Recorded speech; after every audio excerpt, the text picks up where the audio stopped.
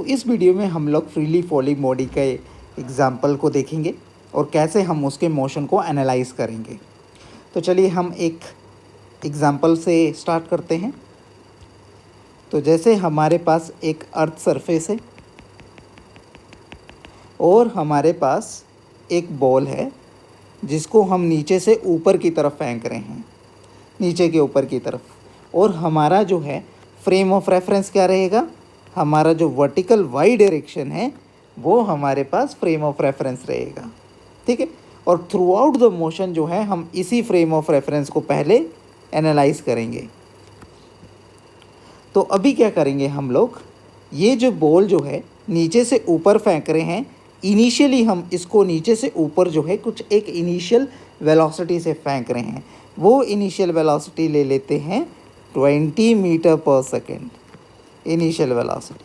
तो इतनी वेलोसिटी से हमने किसी भी ऑब्जेक्ट ले लेते हैं ए ऑब्जेक्ट, नाम दे देते हैं इस ऑब्जेक्ट को ए। इस ए ऑब्जेक्ट को हमने 20 मीटर पर सेकेंड से नीचे से ऊपर की तरफ फेंका।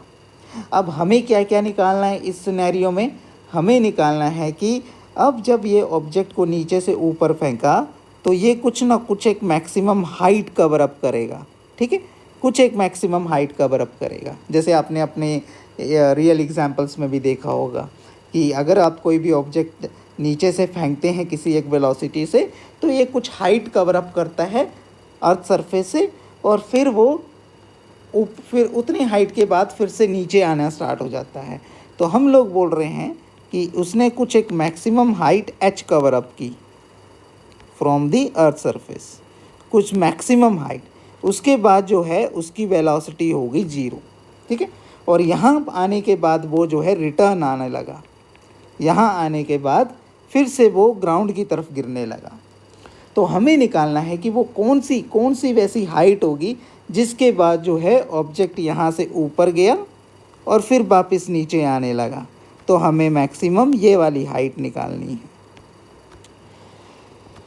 तो इसमें अब देखेंगे कि इसमें जो वो एक एक्सेलरेशन है जिसको बोलते हैं ग्रेविटेशन एक्सेलरेशन, ग्रेविटी, ठीक है, ग्रेविटी जी, ठीक है। वो ग्रेविटी हरदम हमारे किस डायरेक्शन में लग रही होगी, ग्रेविटी हरदम नीचे की तरफ लग रही होगी। This is our gravity in this case.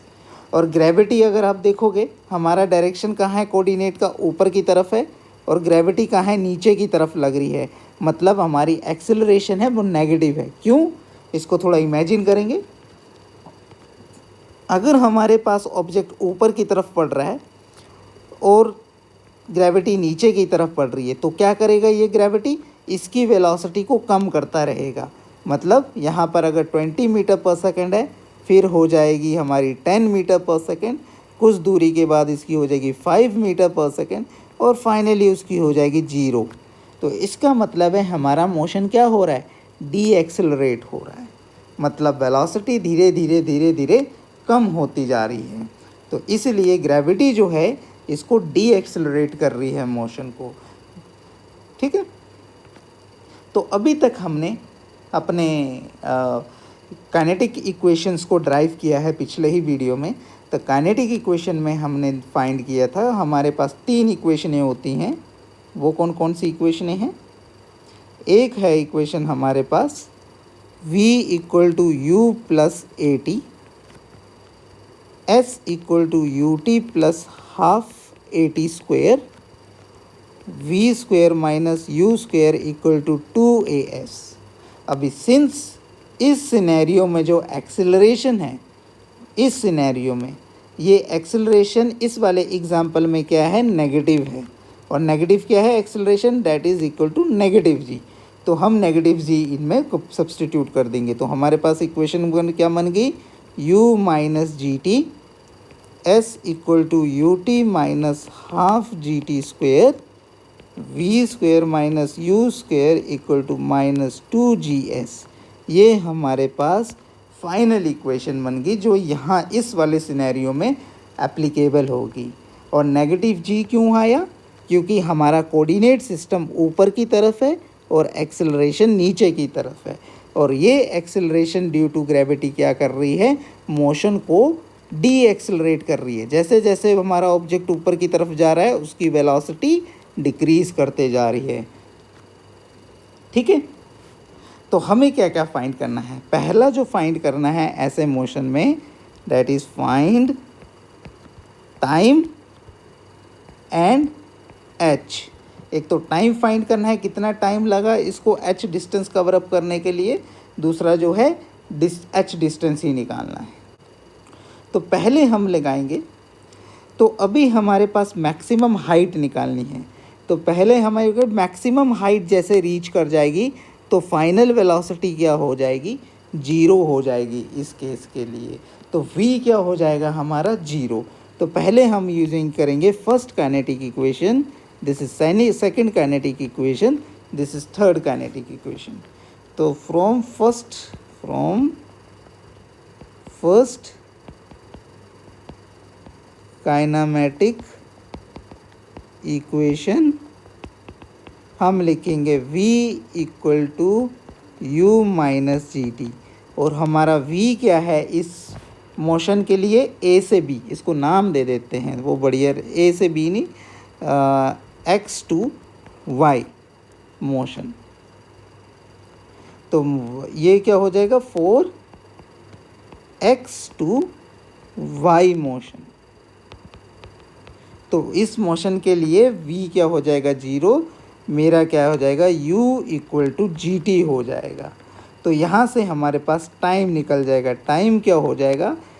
u divided by जी। और मेरे पास u कितना है? 20 मीटर पर सेकेंड। और g कितना है हमारे पास? 10। g की वैल्यू कितना ले रहा हूँ यहाँ पर? 10 मीटर पर सेकेंड स्क्वायर। तो यहाँ से कट जाएगा और हमारे पास बचेगा 2 सेकेंड। इसका मतलब है अगर मैंने कोई भी ऑब्जेक्ट यहाँ से ऊपर की तरफ फेंका तो वो 2 सेकेंड में ये मैक्सिमम हाइट जितना तक जा सकता था, that is v equal to 0, उतना कवर अप कर लेगा। ठीक है, और v इक्वल टू 0 क्यों हुआ इसमें?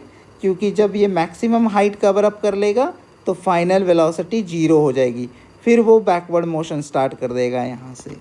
तो इसीलिए v इक्वल टू 0 हुआ।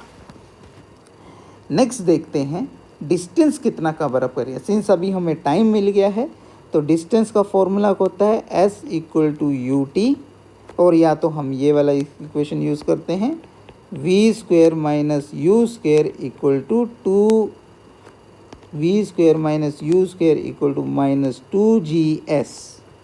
ठीक है, माइनस 2gs। ठीक है, तो अभी है v फिर से हमारा इस इक्वेशन में 0 है। इनिशियल वेलोसिटी हमारे पास दी है कितना? 20। और u क्या होगा? पॉजिटिव होगा कि नेगेटिव होगा? सिंस हमारा y जो है पॉजिटिव डायरेक्शन यहाँ पर है और इनिशियल वेलोसिटी u जो है वो ऊपर की तरफ है, तो हमारे पास u क्या हो जाएगा? Positive minus 2gs। तो ये कट जाएगा, तो मुझे पास क्या बचा? We will get s equal to 20 into 20 divided by 20। Basically मेरे पास 20 मीटर आया। और गौर से देखिए ये जो s था वो डिस्प्लेसमेंट था, डिस्प्लेसमेंट। s क्या है हमारे पास? डिस्प्लेसमेंट है। ठीक है, और डिस्प्लेसमेंट क्या होता है हमारे पास? डिस्प्लेसमेंट क्या होता है? Final position minus initial position. ठीक है, final position minus initial position. तो फाइनल पोजीशन क्या हुई इस केस में? फाइनल पोजीशन होगी h। तो फाइनल पोजीशन होगी h। और इनिशियल पोजीशन क्या थी हमारे पास? इनिशियल पोजीशन है हमारे पास 0, क्योंकि हमारे पास इस कोऑर्डिनेट सिस्टम में इनिशियली यहाँ पर था ओरिजिन में, तो इनिशियल डिस्टेंस हो गया 0। तो s की वैल्यू होगी h। तो h equal to 20 metre. s क्या है हमारा? s जो है हमारा बेसिकली डिस्प्लेसमेंट है। तो यहाँ तक हमें दोनों इन्फॉर्मेशन मिल गई इस केस के लिए कि हमारे अगर ऑब्जेक्ट 20 मीटर पर सेकेंड से ऊपर जा रहा है तो उसको 2 सेकेंड लगेगा ऊपर जाने के लिए, और हाइट जो कवर अप करेगा वो 20 मीटर पर सेकंड कवर अप कर लेगा। आई गेस आपको यहाँ तक समझ आ गया होगा। अब सेकंड केस देखते हैं, इसी का ही अगला वाला केस।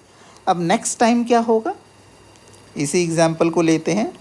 तो अभी क्या है, सिनेरियो वही है, h की वैल्यू हमें मिल चुकी है। h क्या है 20 मीटर, ठीक है। फर्स्ट केस से हमें 20 मीटर मिल गया है। अब क्या है कि बॉल जब मैक्सिमम हाइट कवर अप कर ली है, डैट इज़ 20 मीटर, जो हमने पिछले केस में निकाल दिया है, और अब वो वापस नीचे की तरफ गिरना स्टार्ट कर दी है, उस सिचुएशन को एनालाइज करना है।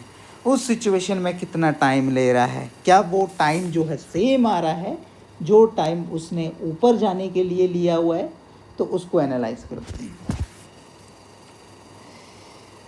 और इसमें एक बहुत मेन एजम्पशन है, वो मैं लास्ट में बताऊंगा क्या एजम्पशन है। एक तो है कि एक्सेलरेशन कांस्टेंट है, जी इज़ कांस्टेंट, इसीलिए हम लोग ये वाला फॉर्मूला लगा रहे हैं। इसको लास्ट में भी रिपीट करूँगा मैं। ये जो फॉर्मूले लगा रहे हैं, मैंने क्या बोला था डेरिवेशन के दौरान कि ये जो फॉर्मूले हैं कांस्टेंट एक्सेलरेशन के लिए ही वैलिड हैं। और यहाँ पर जो ग्रेविटेशनल एक्सेलरेशन है जी, ग्रेविटी, वो तो कांस्टेंट है, तो इसीलिए ये फॉर्मूला जो है यहाँ पर लगा पा रहा हूँ मैं। अगर ये एक्सेलरेशन चेंज कर रहा होता तो हम ये फॉर्मूला नहीं लगा पाते। तो फ्रीली फॉलिंग बॉडीज़ के केस में ये वाले जो फॉर्मूलेज हैं हम लगा सकते हैं। तो अब देखते हैं इस सिनेरियो को। अब कुछ एक टाइम के बाद हमारा रेफरेंस फ्रेम अभी भी यहीं पर ही है, नोटेड डाउन, रेफरेंस फ्रेम अभी यहीं पर ही है। इसी ही रेफरेंस फ्रेम से हम लोग एनालिसिस करेंगे। तो इस रेफरेंस फ्रेम से इनिशियल अभी हाइट कितना हो गया इसके पास, इनिशियली कितने हाइट पे है, h हाइट पे है। इनिशियल हाइट अब h हो गई है, ठीक है, note down, initial height h हो गई है।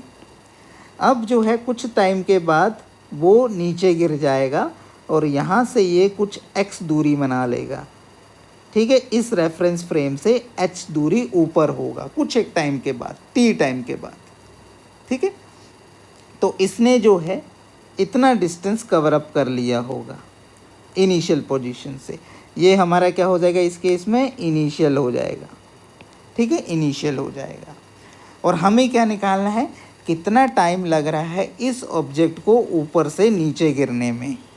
तो फिर से ग्रेविटी कहाँ है, ग्रेविटी नीचे की तरफ है, ग्रेविटी नीचे की तरफ है और हमारा कोऑर्डिनेट सिस्टम ऊपर की तरफ है।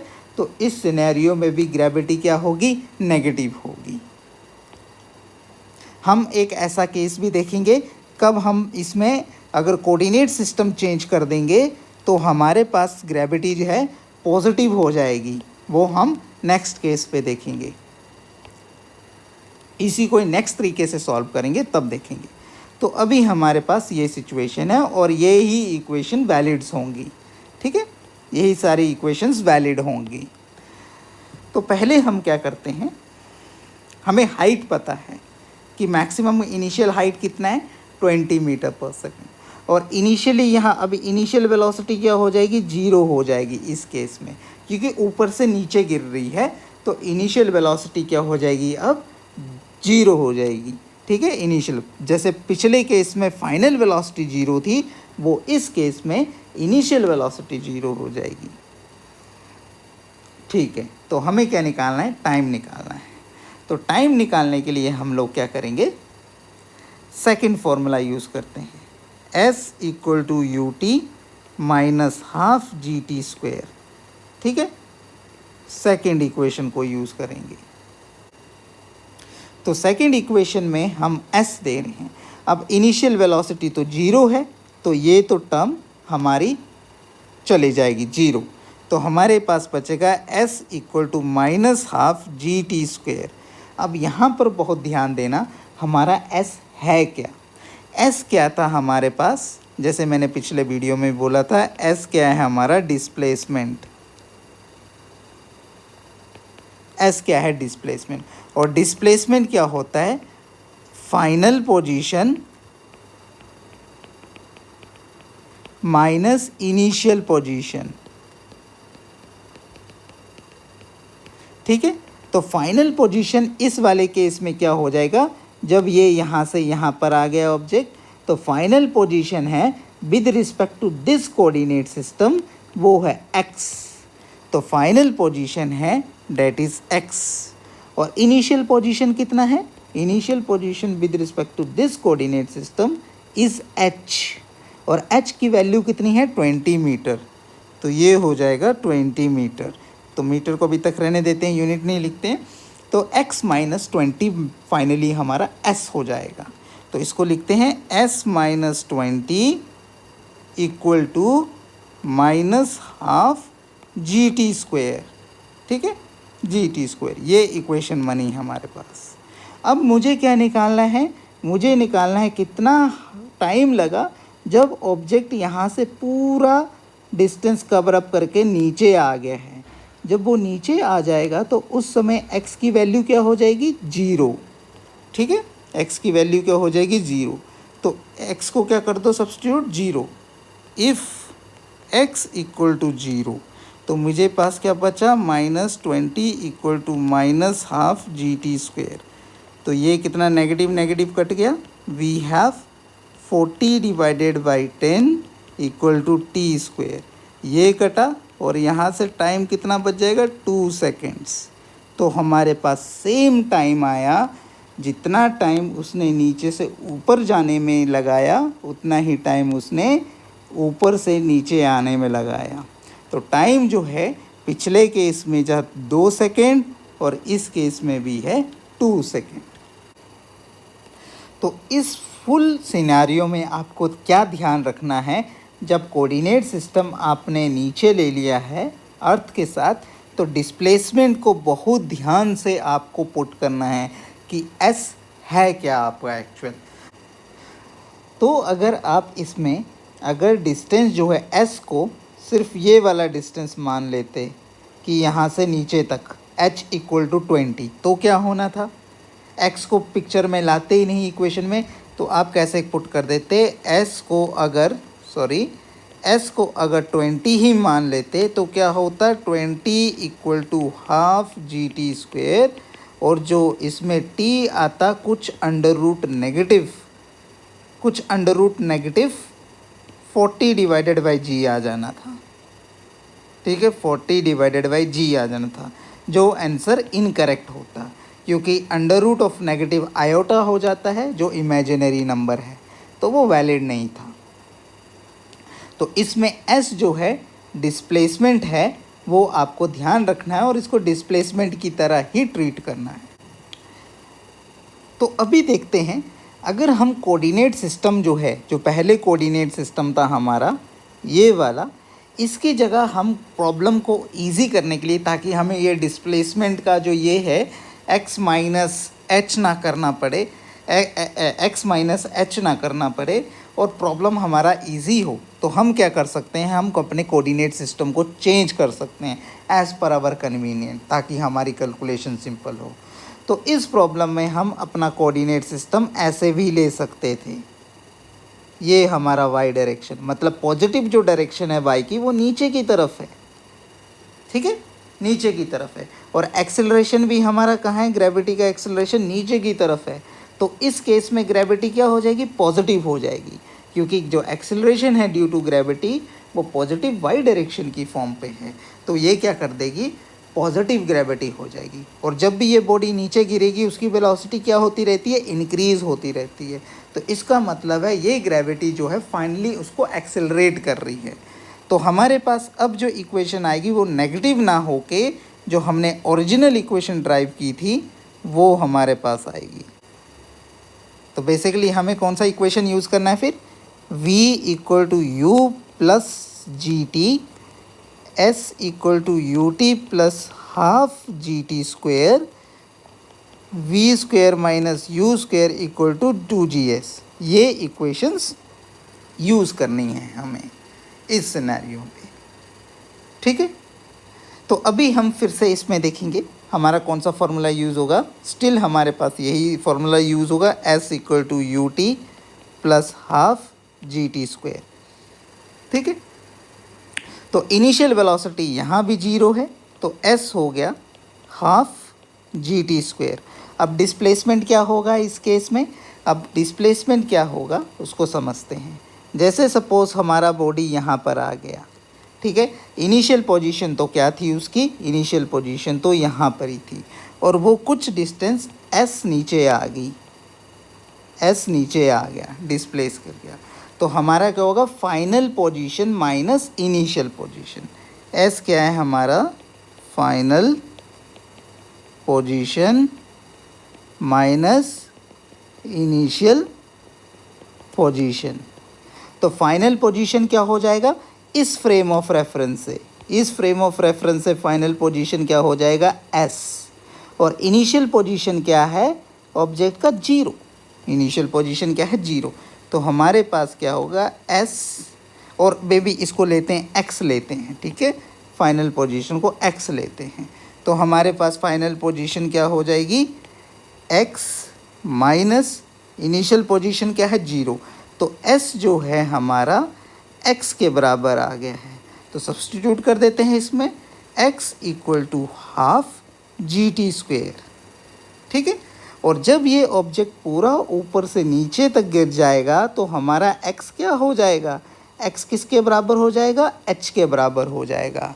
तो h कितना है हमारा? 20। तो 20 इक्वल टू हाफ GT², तो ये हो जाएगा 40 divided by 10 equal to T², and there यहाँ पर हमें मिल जाएगा t जो है 2 सेकेंड है। तो देखिए इसमें बहुत इजी से हो गया। नॉर्मल हमें कोई ग्राफ में डिस्प्लेसमेंट का ज़्यादा चक्कर नहीं पड़ा। ईज़िली हमारा जो है इनिशियल डिस्प्लेसमेंट 0 था, जो x है वो ही हमारा फाइनल पोजीशन भी हो रहा है, ठीक है। तो इस तरीके से आप अपना कोऑर्डिनेट सिस्टम अगर चेंज कर देते हो तो आपकी कैलकुलेशन इजी हो जाएगी। बट आपको ध्यान रखना है कि कोऑर्डिनेट सिस्टम क्या ले रहे हो, उसी ही हिसाब से आपको कैलकुलेशन कैरी आउट करनी है।